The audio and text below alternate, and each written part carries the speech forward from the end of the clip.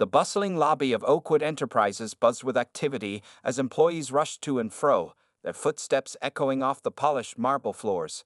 Amidst the chaos, a sharply dressed man in his early 40s stood patiently by the reception desk, waiting to retrieve a visitor's pass he had forgotten earlier that morning. Little did he know, this ordinary errand was about to spark an extraordinary confrontation that would soon set social media ablaze. Marcus Johnson had built Oakwood from the ground up, transforming it from a small tech startup into a Fortune 500 company over the past decade. His innovative approach to software development and reputation for fostering a diverse, inclusive work environment had earned him numerous accolades in the business world. But today, none of that mattered to the woman who had just stormed through the revolving doors, her face twisted in a scowl as her eyes landed on Marcus. "Excuse me," she barked, shoving past him to lean over the reception desk. "I need to speak to someone in charge immediately. This is unacceptable." The young receptionist, visibly flustered, tried to calm the irate woman. "Of course, ma'am. May I ask what this is regarding?" "Your parking situation is a disgrace," the woman snapped, her voice rising with each word. "I've been circling the block for 20 minutes, and every spot is taken by you people." Marcus raised an eyebrow at her choice of words but remained silent, curious to see how the situation would unfold. He noticed other employees slowing their pace, stealing glances at the commotion unfolding before them. The receptionist maintained her composure, explaining, "I'm sorry for the inconvenience, ma'am. Our parking garage is just around the corner, and there's always space available there." "I shouldn't have to pay for parking just to drop off a package," the woman retorted, her face flushing an angry red. "This is ridiculous. I want to speak to your manager right now." As the receptionist reached for the phone, Marcus decided it was time to intervene. He stepped forward, his voice calm and measured. "Is there a problem here? Perhaps I can help." The woman whirled to face him, her eyes narrowing as she took in his appearance. "And who are you supposed to be?" "The janitor." A hush fell over the lobby as employees within earshot froze, their eyes widening in disbelief. Marcus, however, didn't flinch. He simply smiled and extended his hand. "Actually, I'm Marcus Johnson. I'm the CEO of Oakwood Enterprises. And you are?" The color drained from the woman's face as the implications of her words sank in. She stammered, trying to backpedal, but the damage was done. The lobby erupted into a flurry of whispers and shocked gasps. Marcus maintained his composure, addressing the woman with unwavering politeness. "Now, I understand you're frustrated about the parking situation. Why don't we step into my office and discuss this further? I'm sure we can find a solution that works for everyone." As he guided the now silent woman towards the elevators, Marcus caught sight of a young intern surreptitiously filming the encounter on her phone. He made a mental note to address that later, knowing full well that by the end of the day, this incident would likely be trending on social media. The elevator ride to the top floor was tense and silent. The woman, who had introduced herself as Karen Thompson, stared resolutely at her feet, her earlier bravado completely deflated. Marcus, for his part, used the time to reflect on the encounter and how best to handle the situation. As they entered his spacious office, with its floor-to-ceiling windows offering a panoramic view of the city, Marcus gestured for Karen to take a seat. He settled behind his desk, folding his hands in front of him as he regarded her thoughtfully. "Mrs. Thompson," he began, his voice firm but not unkind, "I'd like to address what happened downstairs. But first, I'm curious to hear your side of the story. What brought you to Oakwood today, and why were you so upset about the parking?" Karen shifted uncomfortably in her seat, her eyes darting around the room as if searching for an escape. When she finally spoke, her voice was barely above a whisper. I'm here to deliver some documents to the HR department. My daughter is applying for an internship, and I wanted to make sure her application stood out." Marcus nodded, encouraging her to continue. As Karen explained her frustrations with finding parking and her mounting anxiety about potentially jeopardizing her daughter's chances, a more complex picture began to emerge. It was clear that her outburst in the lobby, while inexcusable, stemmed from a place of parental concern and misplaced stress. "I see," Marcus said when she had finished. "Thank you for sharing that with me. Now, I think it's important that we discuss the way you spoke to our receptionist and the assumptions you made about me based solely on my appearance." Karen's face crumpled, tears welling in her eyes. "I'm so sorry," she choked out. "I don't know what came over me. I'm not usually like this, I swear. I was so worried about making a good impression for my daughter, and everything seemed to be going wrong, and I just snapped." Marcus leaned back in his chair, considering his next words carefully. He knew that how he handled this situation could have far-reaching consequences, not just for Karen and her daughter, but for his company's reputation and the broader conversation about racial bias in the workplace. "Mrs. Thompson," he began, his tone serious but not unkind, "I appreciate your apology, but I think we both know that sorry isn't enough in this situation. Your words and actions today revealed a deeper issue that goes beyond simple frustration or stress." He paused, allowing his words to sink in before continuing. "At Oakwood, we pride ourselves on fostering an inclusive environment where everyone, regardless of their race, gender, or background, is treated with respect and given equal opportunities to succeed. What happened today goes against everything we stand for." Karen nodded mutely, tears streaming down her face. Marcus reached for a box of tissues on his desk and offered it to her before continuing. "I'm not telling you this to shame you, Mrs. Thompson. I believe that people can learn and grow from their mistakes. But that growth requires honest self-reflection and a genuine commitment to change." He leaned forward, his gaze intense. "So here's what I propose. Instead of simply turning you away or publicly calling out your behavior, I'd like to offer you and your daughter the opportunity to attend one of our diversity and inclusion workshops. It's a program we offer to all our employees and interns, designed to help people recognize and overcome their unconscious biases." Karen looked up, surprise evident on her face. "You'd still consider my daughter for the internship? After what I did?" Marcus smiled, a hint of warmth creeping into his expression. "Your daughter shouldn't be punished for your actions, Mrs. Thompson. If her application is strong and she's qualified for the position, she'll be given the same consideration as any other candidate. But I think this workshop could be incredibly valuable for both of you." As Karen nodded eagerly, grateful for the unexpected second chance, Marcus couldn't help but feel a mix of emotions. He was proud of how he handled the situation, turning a potentially volatile confrontation into a teaching moment. But he also felt a deep wariness, knowing that this was just one small battle in the ongoing struggle against prejudice and discrimination. As he stood to escort Karen out of his office, Marcus's mind was already racing, thinking about how to address the inevitable social media fallout and use this incident as a catalyst for positive change within his company and beyond. Little did he know, the video of their lobby encounter was already going viral, setting the stage for a national conversation that would challenge perceptions and open eyes across the country. As Marcus closed the door to his office, he leaned against it for a moment, taking a deep breath to center himself. The encounter with Karen had left him drained, but he knew his day was far from over. He straightened his tie and made his way back to the elevator, his mind already racing with the potential fallout from the incident. In the lobby, a palpable buzz of excitement had replaced the usual corporate hum. Employees huddled in small groups, their voices hushed but animated as they discussed what they had witnessed. Marcus caught snippets of conversation as he passed, noting with a mixture of amusement and concern how quickly the story had spread. "Did you see her face when she realized who he was? I can't believe she called him the janitor. Someone got it all on video. It's probably already on Twitter." That last comment made Marcus wince. He had hoped to handle the situation discreetly, but in the age of smartphones and social media, privacy was a luxury few could afford, even CEOs. As he approached the reception desk, the young woman who had borne the brunt of Karen's initial outburst looked up, her eyes wide with admiration and a hint of nervousness. "Mr. Johnson, I'm so sorry about what happened earlier. I should have." Marcus held up a hand, cutting off her apology with a warm smile. "You handled that situation perfectly, Sarah.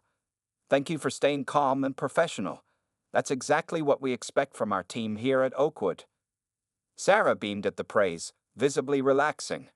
"Thank you, sir. There is one thing, though." She hesitated, glancing around before lowering her voice. "Tessa from marketing saw the whole thing and, well, she might have posted about it online." Marcus nodded, having expected as much. "I appreciate you letting me know. Could you ask Tessa to come see me in my office in about an hour? And please schedule a meeting with our PR team for this afternoon. As he turned to head back to his office, Marcus caught sight of a familiar face entering the lobby. David Chen, his longtime friend and the company's chief operating officer, strode towards him with purpose, concern etched across his features. "Marcus, we need to talk," David said in a low voice, falling into step beside him.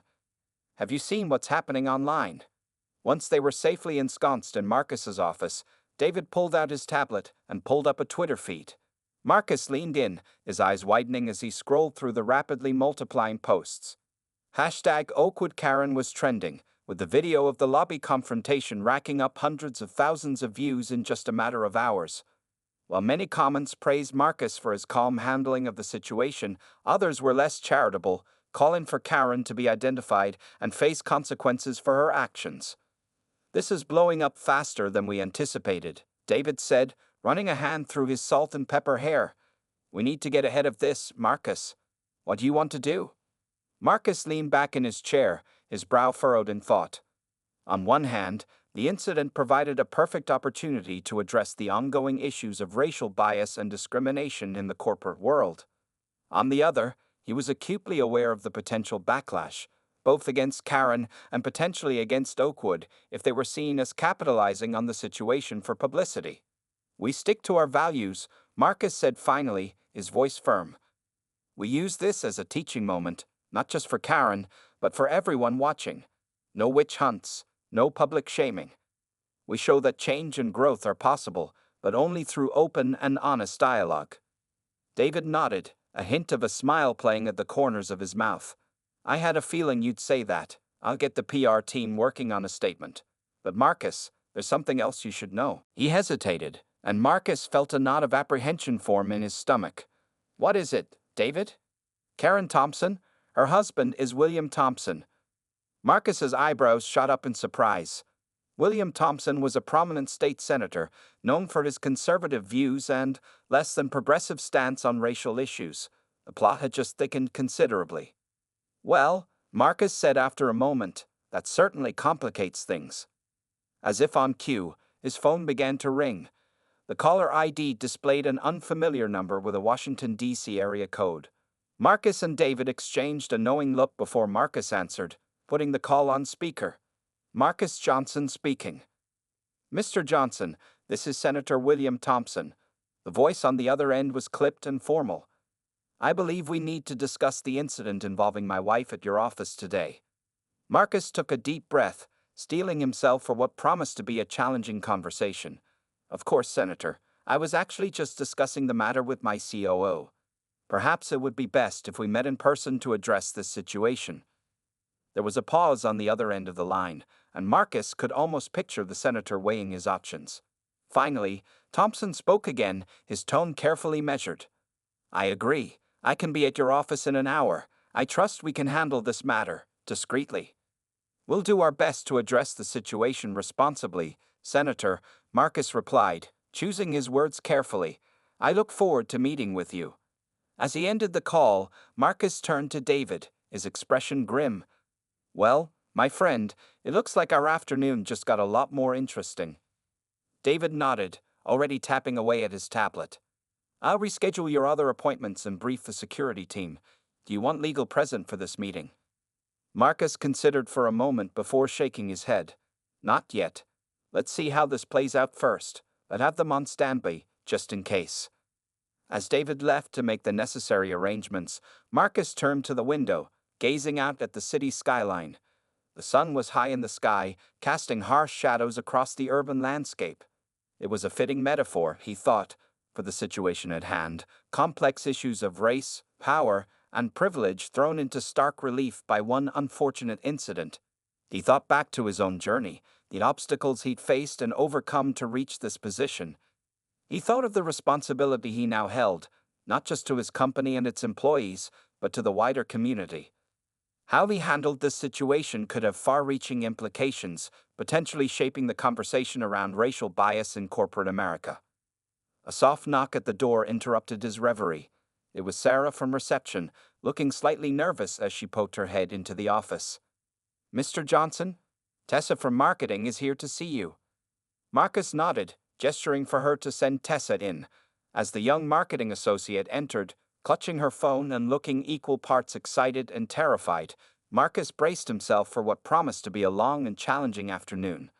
The stage was set for a confrontation that would test Marcus's leadership, challenge deeply ingrained societal prejudices, and potentially change the course of Oakwood Enterprises forever. As he prepared to face Tessa, Senator Thompson, and the court of public opinion, Marcus couldn't help but wonder, how would this story end, and what consequences would ripple out from this one fateful encounter in a corporate lobby? Tessa fidgeted nervously in her seat, her eyes darting between Marcus and her phone, which lay face down on his desk like a ticking time bomb. Marcus leaned back, his expression neutral as he regarded the young marketing associate. "Tessa," he began, his voice calm but firm, "I understand you posted about the incident in the lobby on social media. Can you walk me through your thought process there?" Tessa's words tumbled out in a rush. "Mr. Johnson, I'm so sorry. It was such a powerful moment, you know. Seeing you stand up to that woman's prejudice, it felt important. I thought people should know that Oakwood's commitment to diversity isn't just talk. It comes from the top." Marcus nodded, understanding her intentions even as he grappled with the consequences of her actions. "I appreciate your support, Tessa, but we need to be careful about how we handle sensitive situations like this. Our goal isn't to shame or punish, but to educate and promote understanding. Do you see how publicly posting that video might complicate things?" As Tessa's face fell, realization dawning, a knock at the door interrupted their conversation. David poked his head in, his expression tense. "Marcus, Senator Thompson has arrived. He's waiting in the conference room." Marcus stood, straightening his tie. "Thank you, David. Tessa, we'll continue this discussion later. For now, please don't post anything else about the incident without clearing it with PR first." As Marcus made his way to the conference room, he could feel the weight of the situation pressing down on him. This was no longer just about one woman's outburst in a lobby. It had become a potential political powder keg. He paused outside the conference room door, taking a deep breath to center himself. Then, with a confident stride, he entered. Senator William Thompson cut an imposing figure, his silver hair and tailored suit projecting an air of authority. But as he turned to face Marcus, there was a flicker of uncertainty in his eyes. "Mr. Johnson," Thompson began, extending his hand. "I appreciate you meeting with me on such short notice." Marcus shook the offered hand firmly. "Of course, Senator. I think we both understand the gravity of the situation." As they settled into their seats, an uncomfortable silence stretched between them. It was the senator who finally broke it, his voice gruff. "Let's cut to the chase, Mr. Johnson. What's it going to take to make this go away?" Marcus raised an eyebrow, surprised by the bluntness of the question. "Senator, I'm not sure this is something that can just go away. Your wife's actions, and the response to them, have sparked an important conversation about racial bias in our society." Thompson's jaw tightened. "A conversation that could be very damaging to both of us if not handled properly. Surely we can come to some sort of arrangement." As Marcus opened his mouth to respond, his phone buzzed with an incoming text. It was from David.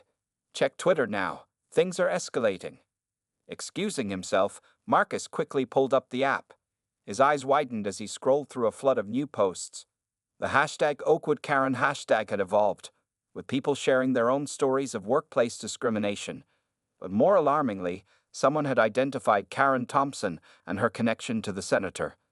The online mob was out for blood, calling for boycotts of Oakwood and investigations into the senator's voting record on civil rights issues. Looking up from his phone, Marcus met the senator's questioning gaze. In that moment, he realized that his next words could shape not just the future of his company, but potentially influence the broader societal conversation on race and privilege. Meanwhile, across town, Karen Thompson sat in her kitchen, staring blankly at her own phone as it buzzed incessantly with notifications. Tears streamed down her face as she read comment after vicious comment condemning her actions. Her daughter, Emily, watched from the doorway, her expression a mix of confusion and concern. "Mom, what's going on? Why are people saying those awful things about you?" Karen looked up, her heart breaking at the thought of how her actions might affect her daughter's future. "Oh, Emily," she whispered. "I've made a terrible mistake. Back at Oakwood, Tessa paced nervously in the marketing department, fielding questions from curious coworkers while trying to follow Marcus's instructions not to fan the flames. But as she watched the online firestorm grow, she couldn't help but wonder if she'd done the right thing by posting the video. Was she a whistleblower exposing racism, or had she unwittingly become part of the problem? In his office, David was on the phone with the company's legal team, his brow furrowed in concentration. The potential ramifications of the incident were expanding by the minute. Possible lawsuits, damage to the company's reputation, regulatory scrutiny. They needed a strategy, and they needed it fast. As the afternoon wore on, the tension in the Oakwood offices was palpable. Employees whispered in corners, stealing glances at the conference room where Marcus and the senator remained sequestered. Everyone could sense that something big was happening. Decisions were being made that could affect all of their futures. In the conference room, Marcus and Senator Thompson continued their tense discussion, neither man willing to back down. The senator's initial bravado had faded, replaced by a growing realization of the precarious position he found himself in. "You have to understand, Johnson," Thompson said, his voice low and urgent. "This isn't just about me or my wife. There are complexities at play here, political realities that you might not be considering." Marcus leaned forward, his gaze intense. "With all due respect, Senator, I think it's time we moved beyond political calculations and did what's right. This is an opportunity for real change, but it has to start with accountability." As the two men stared each other down, the future hanging in the balance, Marcus's phone buzzed again. Another text from David. "Marcus, you need to see this. Karen Thompson is live on Instagram." Confusion flickered across Marcus's face as he pulled up the live stream. What he saw made his breath catch in his throat. Karen, her eyes red-rimmed but her expression determined, was addressing the camera directly. "I know I've hurt a lot of people with my actions," she began, her voice shaky but gaining strength. "I was wrong, and I'm sorry. But more than that, I want to learn. I want to be better."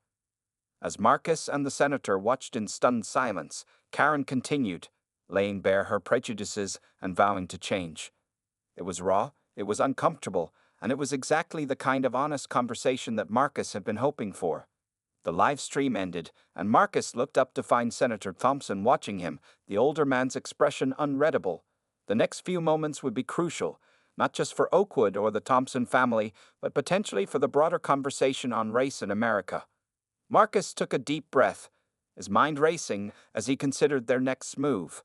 The story was far from over, and the decisions made in this room could ripple out in ways none of them could predict.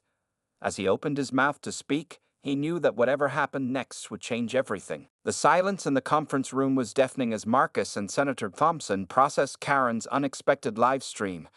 The tension was palpable, like a rubber band stretched to its breaking point. Marcus's mind raced, weighing the potential outcomes of this rapidly evolving situation. Before either man could speak, the door burst open.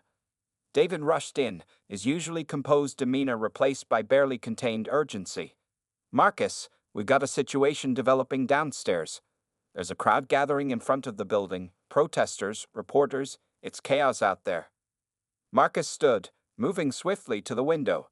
Sure enough, a sea of people had formed on the street below, their chants audible even from this height.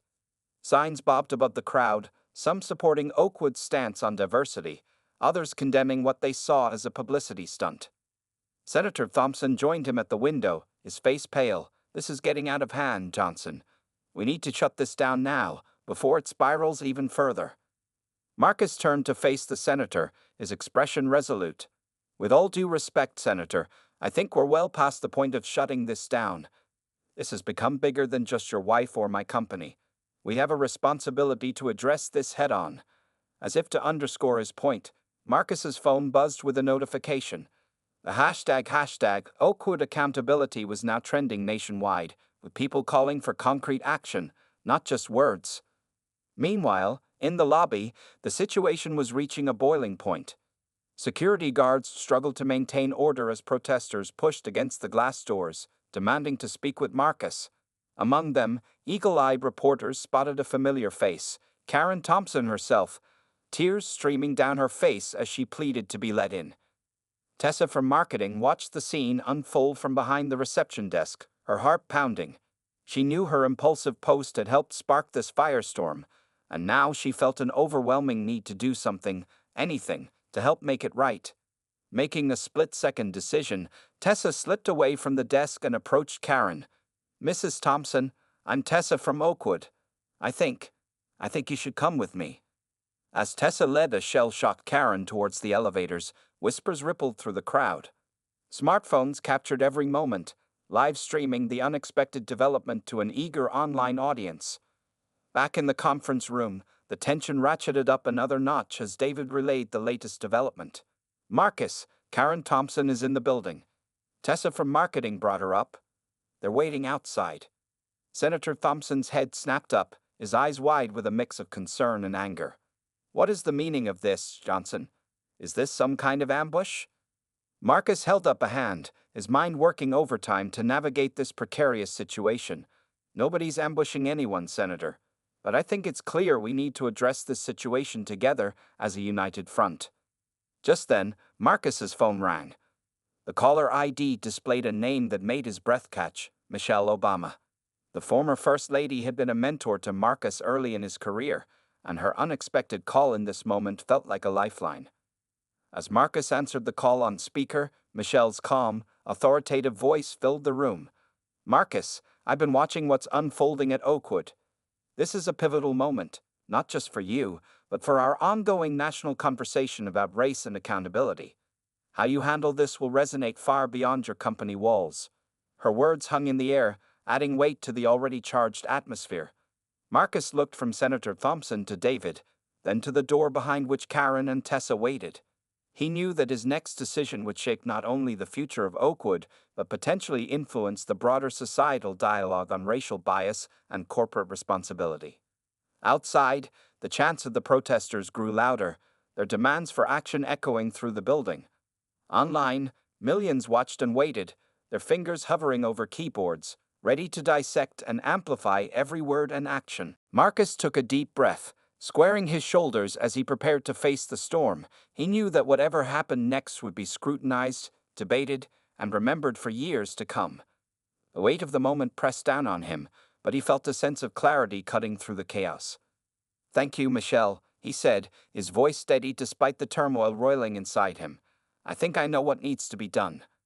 As he reached for the door handle, ready to invite Karen and Tessa into this fraught negotiation, Marcus felt as though he was standing on the precipice of something monumental. The next few moments would determine whether this crisis would tear them apart or become a catalyst for genuine change. With one last look at Senator Thompson, whose expression had shifted from anger to a mix of resignation and curiosity, Marcus turned the handle. The door swung open, revealing Karen and Tessa, both looking apprehensive but determined. "Ladies," Marcus said, his voice calm despite the gravity of the situation, "I think it's time we all had a conversation, one that's long overdue." As Karen stepped into the room, her eyes meeting her husband's, the tension in the air was electric. Outside, the crowd held its collective breath, sensing that history was about to be made. In homes and offices across the country, millions leaned closer to their screens, waiting to see how this modern-day morality play would unfold. Marcus closed the door behind them, acutely aware that the next words spoken in this room could change everything. The stage was set for a confrontation that would test the limits of empathy, accountability, and the possibility of redemption in the face of public scrutiny. As all eyes turned to him, Marcus took a deep breath, ready to navigate the treacherous waters ahead and hopefully steer them all towards a resolution that could begin to heal the deep-seated wounds this incident had exposed. As the tension in the conference room reached a fever pitch, a sharp knock on the door cut through the silence. David, his brow furrowed with concern, stepped in and whispered urgently to Marcus. The CEO's eyes widened, a mixture of disbelief and apprehension flashing across his face. "I'm sorry to interrupt," Marcus said, his voice steady despite the bombshell he was about to drop. "But we have a new development. It seems that an anonymous source has just leaked emails to the press, emails that suggest Senator Thompson's office has been actively working to undermine diversity initiatives in several major corporations, including Oakwood." The room erupted into chaos. Senator Thompson leaped to his feet, his face flushing red with anger and panic. "That's preposterous. This is a setup, a political hit job." Karen gasped, her hands flying to her mouth as she stared at her husband in shock. William, tell me this isn't true. Tell me you haven't been. Tessa, feeling like she had stumbled into the eye of a hurricane, unconsciously reached for her phone, her marketing instincts kicking in even as her moral compass spun wildly. Marcus, seeing her movement, gently shook his head. This wasn't a moment for more social media fuel on the fire. Outside, the crowd's chants suddenly shifted, indicating that news of the leaked emails had reached them. The volume increased, the calls for accountability now directed not just at Karen, but at the senator himself. Marcus's phone buzzed incessantly as calls poured in from board members, shareholders, and media outlets. The stakes, already high, had just been launched into the stratosphere. This was no longer just about one woman's prejudiced outburst or a company's response to it. It had ballooned into a full-blown political scandal with far-reaching implications. As the senator vehemently denied the accusations, his voice rising with each protestation, Marcus felt the weight of every eye in the room upon him. He knew that his next moves would be crucial, not just for Oakwood, but potentially for the broader fight against systemic racism in corporate America.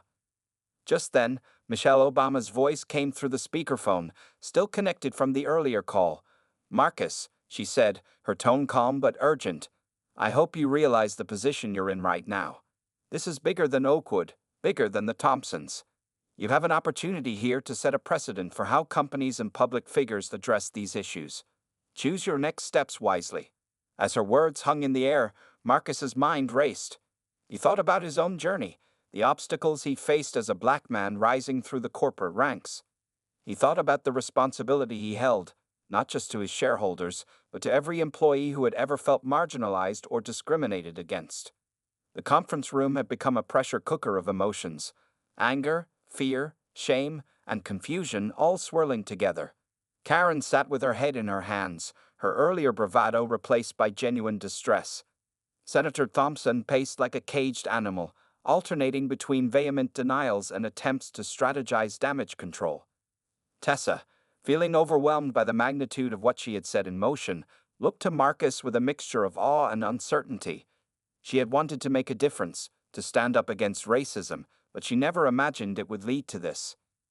David, ever the pragmatist, was already on his tablet, coordinating with PR and legal teams, trying to stay ahead of the rapidly evolving crisis.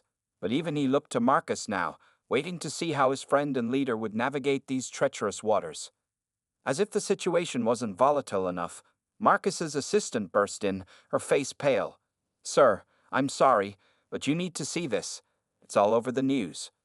She thrust a tablet towards him, and Marcus felt his heart sink as he read the headline. Duri A.K.ing, Oakwood Enterprises accused of orchestrating racial incident for publicity. The article alleged that the entire confrontation between Karen and Marcus had been staged, a cynical attempt by Oakwood to boost its image as a champion of diversity. It cited anonymous sources, claiming that Tessa's video and the subsequent social media storm were all part of an elaborate marketing scheme. The room fell silent as the implications of this new accusation sank in. They were no longer just dealing with one woman's prejudice or a senator's alleged misdeeds. Now the integrity of Oakwood itself, and by extension, Marcus's own reputation, was on the line. Senator Thompson, seeing a potential lifeline, seized on the new narrative. I knew it, he exclaimed, a mixture of relief and righteous indignation in his voice. This whole thing was a setup from the beginning. You were trying to trap us, to further your own agenda. Karen looked between her husband and Marcus, confusion and doubt clouding her features. The journey of self-reflection she had begun was now tainted by uncertainty. Was her public apology just another pawn in some corporate game? Tessa felt the blood drain from her face. Her impulsive act of sharing the video, which had seemed so right at the moment, now threatened to unravel everything she believed in. Mr. Johnson, she said, her voice barely above a whisper, what do we do now? Marcus stood still, the eye of the storm and the chaos swirling around him. He could feel the weight of history on his shoulders, knowing that his next words and actions would have repercussions far beyond this room, this company, even this moment in time. As accusations flew, tempers flared, and the noise from the protesters outside reached a fever pitch, Marcus closed his eyes for a moment, centering himself. When he opened them again, there was a steely resolve in his gaze. "Enough," he said, his voice cutting through the cacophony like a knife. The room fell silent, all eyes turning to him. "It's time to end this cycle of accusations and denials. It's time for the truth. All of it." With those words, Marcus reached for the door, ready to face the media circus that awaited them. But as he turned the handle, he knew that whatever happened next would change not just their lives, but potentially the very fabric of corporate America's approach to racism and accountability. The stage was set for a showdown that would be remembered for years to come. As Marcus prepared to step into the spotlight, with the Thompsons, Tessa, and the weight of Oakwood's future behind him, he couldn't help but wonder, in the face of such complex, deep-rooted issues, was there any solution that could satisfy everyone? Or was he about to light a fuse that would explode the very foundations of the system he had worked so hard to succeed in? Marcus stood at the podium, facing a sea of flashing cameras and eager reporters. The air crackled with tension as he cleared his throat, ready to address the world. Behind him, Karen and Senator Thompson shifted nervously, while Tessa watched from the sidelines, her heart pounding. "Good evening," Marcus began, his voice steady and clear. "We've gathered here today to address a situation that has spiraled far beyond its origins. What began as a regrettable incident in our lobby has exposed deep-seated issues that plague not just Oakwood Enterprises, but our society as a whole." He paused, letting his words sink in before continuing. "First, let me be clear. The confrontation between Mrs. Thompson and myself was not staged. It was a real and painful reminder of the prejudices that still exist in our world." Karen stepped forward, her voice shaky but determined. "I want to apologize again for my actions. They were inexcusable, and I'm committed to learning and growing from this experience." As she spoke, a murmur rippled through the crowd. Marcus nodded encouragingly before turning back to the microphones. "As for the allegations against Senator Thompson, we've thoroughly investigated the leaked emails. While they do show concerning discussions about diversity initiatives, they'd also reveal a more complex picture than initially reported." The senator, looking both relieved and chastened, stepped up to the microphone. "I realize now that my approach to these issues has been flawed. I've been operating from a place of ignorance and fear rather than understanding and empathy. Today, I'm announcing my commitment to working with diversity experts to reshape my policies and perspective." A collective gasp went through the audience. This was not the denial or deflection they had expected. Marcus allowed a small smile before delivering his next bombshell. "As for Oakwood, we are not without fault. While we didn't orchestrate this incident, we've realized that our own diversity initiatives have been more about optics than meaningful change. Today, we're announcing a complete overhaul of our hiring and promotion practices, as well as a substantial investment in education and outreach programs." The crowd erupted into a frenzy of questions, but Marcus held up his hand for silence. However, the most important lesson from all of this is that change cannot come from the top down alone, which is why I'm turning the microphone over to someone who truly sparked this conversation. With that, he gestured for Tessa to join him at the podium. The young marketing associate stepped forward, her eyes wide with surprise. I'm not sure what to say," she began, her voice trembling slightly. "I posted that video because I thought it was the right thing to do, but I never imagined the consequences." She took a deep breath, gaining confidence as she spoke.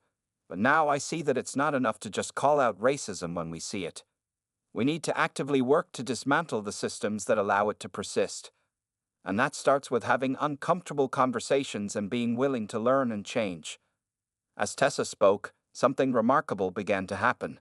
Members of the crowd started to step forward, sharing their own experiences with discrimination and their ideas for change. What had begun as a press conference was transforming into a town hall, a real dialogue about race, power, and accountability. Marcus watched in awe as the scene unfolded. This was more than he could have hoped for, not just a resolution to the immediate crisis, but the beginning of a genuine movement for change. But just as it seemed the story was reaching its uplifting conclusion, a commotion at the back of the room caught everyone's attention. A group of Oakwood employees, led by the young receptionist Sarah, pushed their way to the front.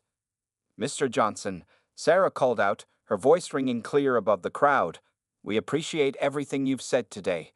But words aren't enough anymore. We, the employees of Oakwood, are calling for real, structural changes in how our company operates. She held up a document. We drafted a list of demands, including transparent pay scales, diverse hiring panels, and a complete review of all company policies by an independent diversity and inclusion board. The room fell silent as all eyes turned to Marcus. This was an unexpected challenge to his authority, a pushback against the narrative of corporate benevolence he had been crafting. For a moment, he looked taken aback, unsure how to respond. Then, slowly, a genuine smile spread across his face. "Sarah," he said, his voice filled with pride, "this is exactly what we need. Real change doesn't come from the top down, it comes from all of us working together." He turned to address the crowd once more. "Ladies and gentlemen, what you're witnessing here isn't just the resolution of a crisis.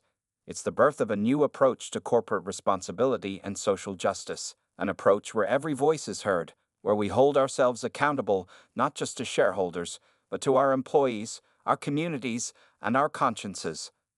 As the crowd erupted into applause, Marcus knew that this was just the beginning. The road ahead would be challenging, filled with difficult conversations and hard choices. But for the first time in a long time, he felt genuinely hopeful about the future. The cameras continued to flash as Marcus, Karen, Senator Thompson, Tessa, and Sarah stood together at the podium, a visual representation of the complex, messy, but ultimately hopeful process of change. It wasn't a perfect ending, but it was a real one, and sometimes that's the most powerful story of all. As the press conference concluded, the energy in the room remained electric. Reporters scrambled to file their stories, each trying to capture the unexpected turn of events that had unfolded before them. Marcus, feeling both exhausted and exhilarated, stepped away from the podium to speak privately with Karen, Senator Thompson, Tessa, and Sarah. "I want to thank all of you," he said, his voice low and sincere. "This wasn't easy for anyone, but I believe we started something important here today." Karen nodded, her eyes glistening with unshed tears. "I never imagined my mistake would lead to all this. I have so much to learn, but I'm grateful for the opportunity to do better." Senator Thompson, looking both humbled and determined, added, "I've spent my career thinking I knew what was best for everyone. Today has shown me how much I still need to listen and grow." Tessa, still processing her unexpected role in the day's events, spoke up. "Mr. Johnson, I hope I didn't overstep earlier. I just felt like I had to do something." Marcus smiled warmly at the young marketing associate. "Tessa, your courage in posting that video set all of this in motion. It's a reminder that sometimes one person speaking up can change everything." Sarah, clutching the document of employee demands, looked at Marcus nervously. "Sir, about our proposals." "We'll review them thoroughly," Marcus assured her. "Your initiative is exactly what Oakwood needs. Real change has to come from all levels of the company." As they spoke, David approached the group, his tablet in hand. "Marcus, you might want to see this. The response online is overwhelming." They gathered around the screen, scrolling through an outpouring of support, personal stories, and calls for action across social media platforms. The hashtags #Oakwood Accountability and #Corporate Change Now were trending worldwide. "This is bigger than just us now," Marcus mused, a mix of awe and responsibility in his voice. "We have a real opportunity here to set a new standard for how companies address issues of diversity and inclusion." Over the next few weeks, Oakwood Enterprises became the center of a national conversation on corporate responsibility and racial equity. True to his word, Marcus worked closely with Sarah and the employee committee to implement sweeping changes throughout the company. Transparent pay scales were established, eliminating gender and racial wage gaps. Diverse hiring panels became the norm, and a board of independent diversity experts was brought in to review and revise company policies. But perhaps most importantly, regular town halls and open forums were instituted, creating a culture where every employee felt empowered to speak up and contribute to the company's direction. Karen Thompson, true to her word, embarked on a journey of education and self-reflection. She enrolled in diversity and inclusion workshops and began volunteering with local organizations focused on racial justice. Her public apology and subsequent actions became a case study in genuine accountability and personal growth. Senator Thompson, facing pressure from constituents and colleagues alike, announced a comprehensive review of his policy positions. He began holding regular meetings with civil rights leaders and diversity experts, working to reshape his approach to governance with a focus on equity and inclusion. Tessa found herself unexpectedly thrust into a new role at Oakwood. Recognizing her passion and instincts, Marcus appointed her to lead a new department focused on ethical marketing and corporate social responsibility. Her first project, developing a campaign to share Oakwood's journey and encourage other companies to follow suit. As for Marcus himself, he became a sought-after speaker on corporate diversity and inclusion. But more than that, he became a listener. He made it a point to spend time each week on the front lines of his company, talking with employees at all levels and constantly seeking new perspectives. 3 months after the fateful day in the Oakwood lobby, Marcus stood on a different stage, addressing a packed auditorium at a national business conference. The topic: Transforming Corporate Culture. Lessons from the Oakwood Experience. The easy thing would have been to treat this as a PR crisis, Marcus began, his voice carrying easily through the room. To make a few public statements, maybe donate to some charities, and then go back to business as usual. But that would have been a missed opportunity, not just for Oakwood, but for all of us. He paused, looking out at the sea of faces before him. What we've learned over these past months is that real change isn't about grand gestures or quick fixes. It's about consistent, ongoing effort. It's about creating spaces where every voice can be heard, where difficult conversations are not just allowed but encouraged. Marcus went on to outline the concrete steps Oakwood had taken, from revamping hiring practices to establishing employee-led diversity councils. He shared data showing improvements in employee satisfaction and retention, as well as a measurable increase in innovative ideas coming from diverse teams. But perhaps the most important lesson, he continued, his voice softening, is that we're all on this journey together. From the CEO to the newest intern, from the woman who confronted me in that lobby to the employee who challenged me at the press conference, we all have a role to play in creating a more equitable world. As Marcus concluded his speech to thunderous applause, he couldn't help but reflect on how far they'd come. The road hadn't been easy. There had been setbacks and moments of doubt. But with each challenge, the Oakwood community had grown stronger, more united in their commitment to real, lasting change. Back at Oakwood headquarters, the lobby where it all began had undergone a transformation of its own. A new art installation dominated the space, a collaborative piece created by employees from all levels of the company. It depicted a diverse group of hands coming together to form a tree, its branches reaching towards the sky. Beneath the installation, a plaque read, "From a moment of conflict, growth. From a community united, change." As Marcus walked through the lobby on his return from the conference, he paused to admire the artwork. Sarah, now heading the Employee Relations Committee, joined him. "It's quite something, isn't it?" she said, a note of pride in her voice. "Sometimes I can hardly believe how much has changed." Marcus nodded, a thoughtful expression on his face. "It's a good start," he agreed, "but we've still got a long way to go." Sarah smiled, recognizing the mixture of pride and determination in her CEO's voice. "Well, at least now we're on the right path, and we're walking it together." As they turned to head towards the elevators, a young woman approached them hesitantly. "Excuse me, Mr. Johnson. I'm starting my internship here today, and I just wanted to say, well, the reason I applied to Oakwood was because of everything that happened. The way you all handled it, it made me believe that real change is possible." Marcus felt a warmth spread through his chest as he extended his hand to the intern. "Welcome to Oakwood," he said warmly. "I hope you're ready to help us keep pushing forward." As the intern beamed and Sarah led her away to begin orientation, Marcus took one last look at the art installation. The journey they'd embarked on that day in the lobby was far from over. There would be more challenges, more difficult conversations, more moments of growth and change. But as he watched the diverse group of Oakwood employees moving through the lobby, talking, laughing, collaborating, Marcus felt a sense of hope stronger than any he'd experienced in his career.